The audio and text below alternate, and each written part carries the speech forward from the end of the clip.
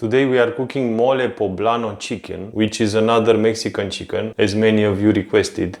First of all, we have to cut some onion, one onion and 2 garlic cloves, rough chops. But I'll use this food processor because I'll need it later. So why not use it sooner than later? This is a little demonstration of my knife skills. Wash. I don't know why I'm sitting with this knife in my hand. I always told myself I'll find a better way to do this, but you remembered correctly. Wash. Okay, let's food process this.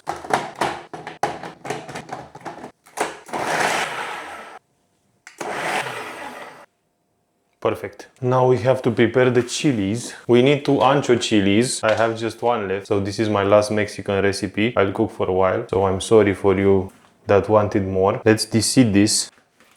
It says something about a paring knife and stuff like that, but let's use a bowl. There are seeds everywhere. Let's hope I won't grow ancho chilies in my kitchen. And now we have to tear them into half-inch pieces, like this. Let's also use a guajillo chili to replace one ancho chili. Beautiful. Let's see if we are done with cutting. Seems like it.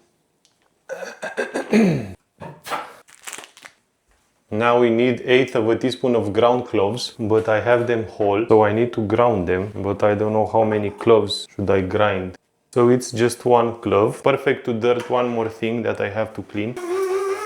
It almost disappeared. Okay. Now let's bring forward the stove. La pièce de résistance. Forgot to clean it from my previous recipe. This is our main pot, but we'll use it to toast some sesame seeds first. 1, 2, and 3. Let's not toast them too much.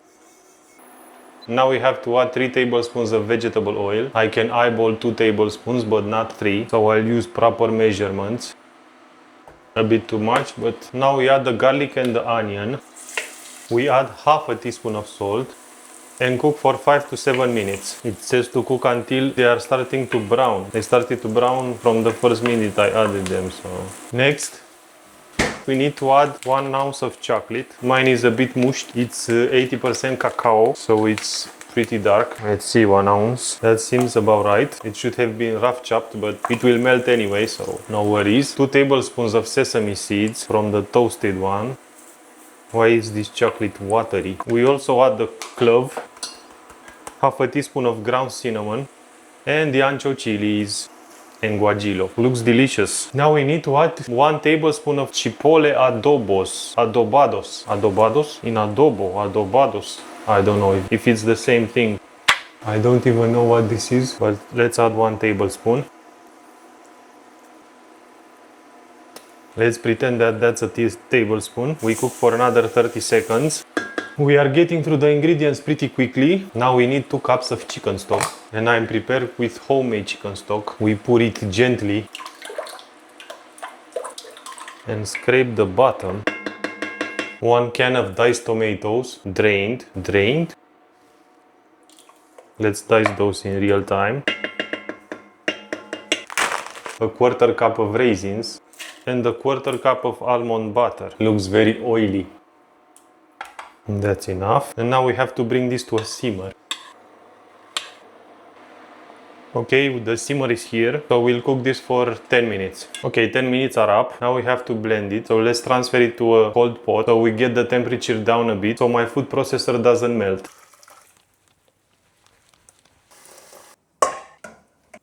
Okay, this should be safe now. And we have to puree it. That looks pretty pureed. Now we transfer it back to the pot. Now we have to pat dry 8 chicken thighs, salt them, and then add them to the pot. But let me show you a quicker version. I have only 6 chicken thighs, but bigger.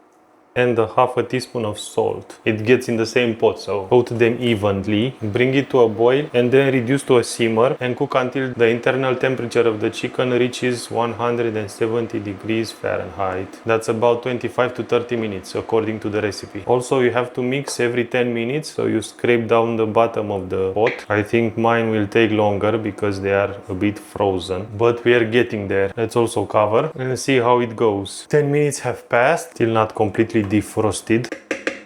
Meanwhile, let's also cook some rice. Wash. Pretty washed. I'll use the rest of my chicken stock and some salt. Eyeballing. We bring it to a boil, then we simmer. 10 minutes passed again. How fast time goes. See, chicken looks like it's defrozen. Cover. This looks like it's almost bubbling, so we'll reduce it to a simmer and cover partially so it doesn't spill over, and see you again in 10 more minutes. We are back after another 10 minutes. This looks almost done. Ooh. Not there yet, but almost. Let's see. La pièce de résistance. Looks a bit too watery. I think I let them cook without the lid. Let's check the internal temperature. Not there yet. I think 10 more minutes will be enough. Let's cover it and let's see if it continues cooking. Yeah, I think this is too watery. Let me check. Let's see. Let's see. Feel a bit watery if you ask me, but let's see if they are cooked. Cooked, very cooked. They are pretty much cooked. Let's turn off the heat and start plating. First I thought I'll plate in this, but I think my bowl is better. Let's actually clean this a bit. Ooh, the rice is fluffy.